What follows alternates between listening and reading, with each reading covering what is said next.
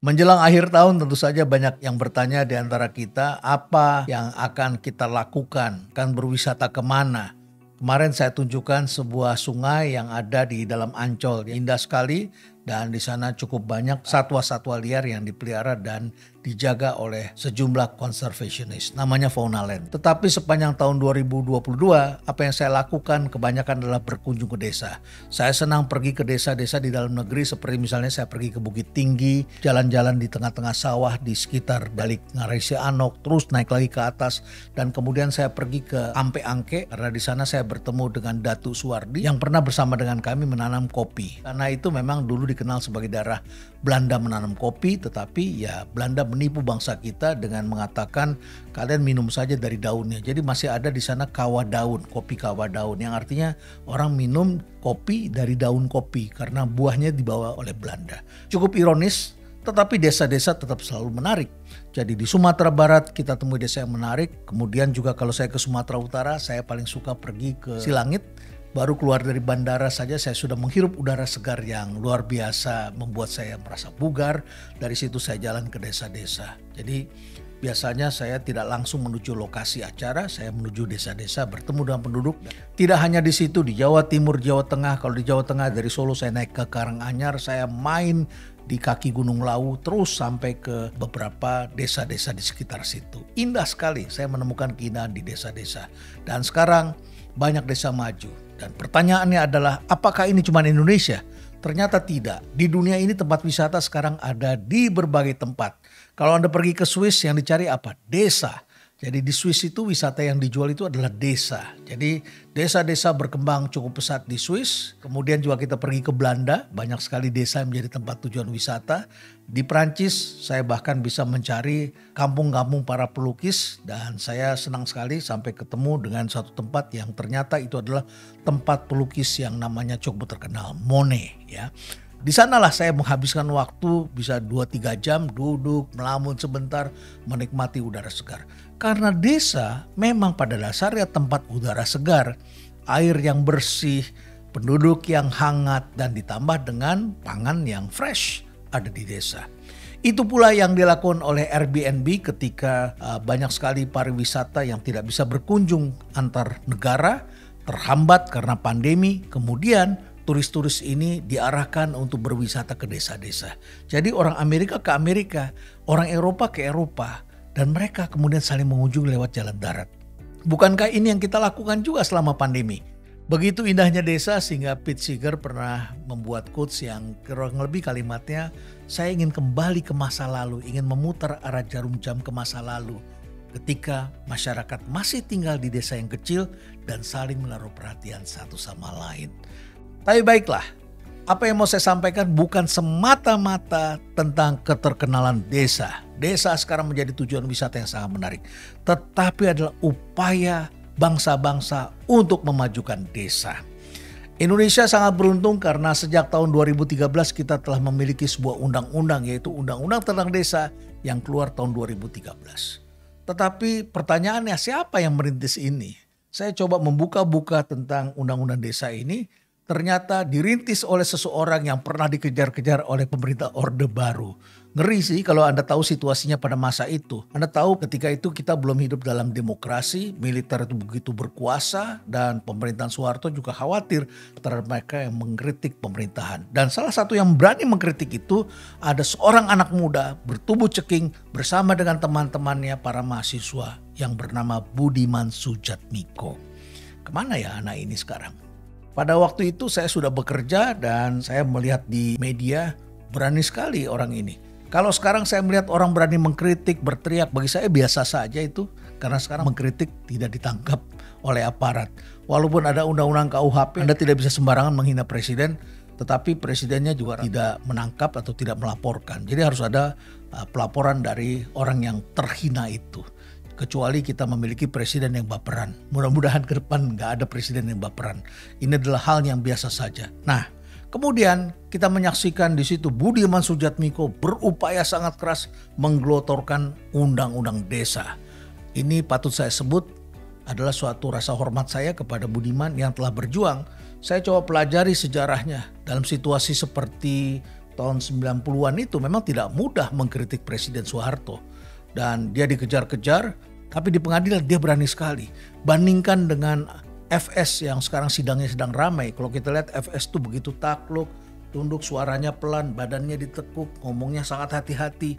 Kalau dia merasa terpojok, dia katakan tidak tahu, tidak dengar, tidak lihat, dan sebagainya. Seperti itulah seorang terdakwa di pengadilan. Tetapi kalau Anda lihat sidangnya Budiman Sujatmiko saat itu, ngeri itu.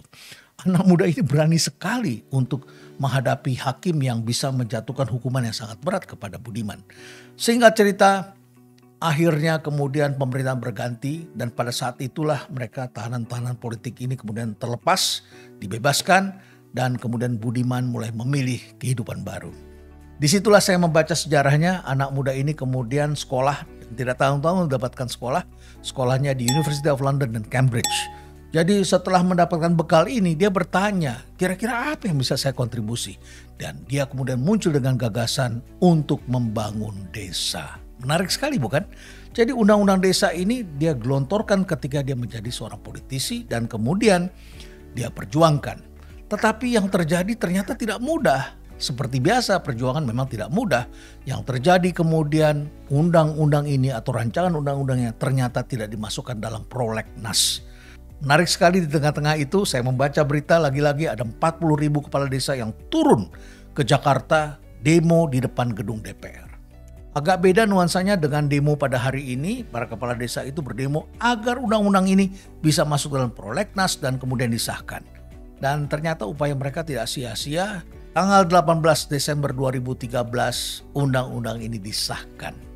Jadi untuk itulah maka topik mengenai desa ini saya turunkan menjelang tanggal 18 untuk mengingatkan kita bahwa desa ini perlu perjuangan dan belum selesai.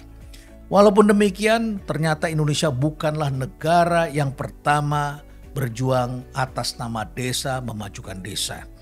Jadi perhatian terhadap desa ini cukup besar. Di Eropa itu pemerintah itu sangat menaruh perhatian pada desa. Di Jepang juga demikian. Kalau Anda sekarang lihat banyak sekali YouTuber yang membuat konten tentang desa-desa di Jepang. Itu tidak lain adalah karena pemerintah menaruh perhatian sama pentingnya antara industrialisasi dengan desa. Karena industrialisasi ini menyedot pendapatan untuk membangun desa menjadi kota. Dan kota itu kemudian menjadi sangat modern. Dan kota itulah yang mendapatkan porsi anggaran terbesar. Tapi kalau desa tidak dibangun, sejatinya ini akan menimbulkan gap kaya miskin yang sangat besar. Jadi desa pun harus dibangun. Kita lihat jalannya dibikin lebar sehingga hasil pertanian bisa diantar ke kota dengan baik. Harga membeli sayuran pun tidak murah. Dan penduduk kota harus disadarkan bahwa ini bagian dari kesejahteraan. Jadi kalau Anda beli beras di Jepang itu memang mahal. Beli ikan dari nelayan juga mahal. Anda membeli daging mahal. Tapi mereka membuat standar makanan yang tinggi, yang sehat untuk orang-orang lain. Itu Jepang. Di Eropa juga begitu. Sehingga koperasi susu, sayuran, petani buah-buahan itu hidup di Eropa dengan baik. Amerika juga sama saja. Jalan ke desa-desa tetap bagus karena mereka khawatir terjadi kesenjangan antara kaya dengan miskin. Ternyata ini juga dilakukan oleh pemerintah Korea Selatan. Ini dilakukan oleh seorang diktator namanya adalah Park Chung-hee. Seorang presiden yang mengambil langkah kudeta pada tahun 1960 dan kemudian dia membuat program 10 tahun kemudian pada tahun 1970. Tepatnya pada tanggal 27 April 1970 digelontorkanlah program yang namanya Gerakan Semaul Undong. Menarik sekali karena gerakan ini dilandasi oleh tradisi yang muncul dalam masyarakat Korea. Nah, tradisi yang muncul itu adalah gotong royong, agak mirip dengan di kita. Gotong royong mereka punya tradisi minum teh, tradisi minum ginseng, tradisi merawat tanaman. Tetapi hidupnya masih sangat miskin sejak Perang Dunia Kedua. Nah mereka ini mendapat perhatian tetapi hanya bisa diberikan 1 sak semen. Park Chung-hee melakukan gerakan itu dan masyarakat harus memberi kontribusi dan nilai-nilainya adalah gotong royong, kemandirian, dan ketekunan. 3 ini menjadi 1. Jadi kalau mau desa maju ya masyarakat desa jangan hanya terima semen. Tapi juga harus memberikan sesuatu. Sesuatu itu apa? Ya tenaga, ya kopi buat orang yang kerja, ya kasih papan atau nyumbang semen dan lain sebagainya. Ternyata gerakan ini membaik. Dan setelah itulah kemudian jumlah sak semen ini ditambah. Dari tadinya hanya 1 sak semen, kemudian tiba-tiba ditambah menjadi 1.500 sak semen dan ditambah dengan 1 ton besi. Jadi jumlahnya memang ditambah. Desa-desa yang dibantu pun kemudian juga diseleksi. Dari sekitar 33 ribuan desa, ternyata yang mengalami progres hanya sekitar 16 ribu. Nah 16 ribu ini yang difokuskan dan diberikan bantuan lebih bagus.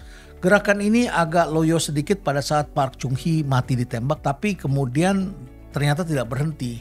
Dan sampai sekarang gerakan Semaul Undong ini telah disaksikan oleh lebih dari 130-an negara yang membandingkan atau mengambil pelajaran dari gerakan Semaul Undong ini. Nah dibandingkan Indonesia juga termasuk negara yang sekarang dianggap sebagai percontohan, tapi baru dikunjungi sekitar 23 negara. Tentu saja banyak pencapaian yang telah didapat. Kalau kita berkunjung ke desa, jalan di desa lebih baik walaupun masih sempit, irigasi juga lebih baik walaupun tidak semuanya terbentuk dengan baik, kadang-kadang kontraktornya bekerja sembarangan. Sudah ada kegiatan ekonomi, sudah ada tempat wisata, tetapi tentu saja tetap ada kritik-kritik yang muncul yang perlu mendapatkan perhatian kita semua. Di antara kritik-kritik itu adalah misalnya saja banyak desa yang terlalu fokus hanya pada infrastruktur. Usahanya tidak dibangun sehingga kemandirian belum tercapai.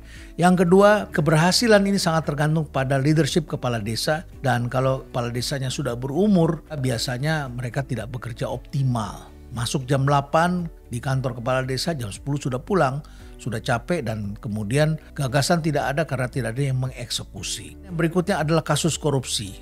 ICW pernah melaporkan bahwa kasus korupsi yang terbesar di Indonesia saat ini adalah kasus korupsi yang terkait dana desa. Dan jumlah yang ditangani oleh APH sangat besar, yaitu 154 kasus, walaupun jumlahnya tidak terlalu besar, yaitu 233 miliar rupiah. Namun kalau dilihat buat desa ini cukup memadai, cukup besar ini angkanya. Nah demikian pula celah korupsi menjelang pilkada ini juga jadi masalah. Peran pendamping desa tidak muncul, tidak kelihatan di sana. Dan tentu saja juga ada masalah SDM yang tidak semuanya paham tentang teknologi. Padahal pengajuan dan pelaporan dana desa ini dilakukan dengan menggunakan aplikasi. Bisa dibayangkan apa jadinya di desa kalau tidak didapat kaum muda yang mengerti tentang teknologi. Jadi inilah PR-PR yang masih tersisa yang perlu kita perbaiki. Pertanyaan saya tentu saja adalah di mana Budiman Sujatmiko yang mempunyai karya besar ini. Mudah-mudahan kita tetap memiliki kaum muda yang menaruh perhatian untuk terus membangun desa. Desa-desa ini menjadi tempat yang layak untuk kita kunjungi dan layak pula untuk kita jaga kelestarian lingkungannya. Jangan sampai sampah bertebaran di mana-mana, tanaman ditebang seenaknya. Barangkali Anda perlu melihat juga di rumah perubahan, hanya di sini manusia mengalah pada pohon. Kami biasanya membuat jalan tergantung ada pohon di mana dan tidak kami tebang. Jadi kami membuat jalan selip di antara pohon-pohon yang sudah besar. Pohon itu kami tanam, kami jaga, sampah kita bersihkan, dan dari situlah kita berharap bahwa semakin banyak kaum muda yang paham bahwa lingkungan ini patut kita jaga. Stay relevant.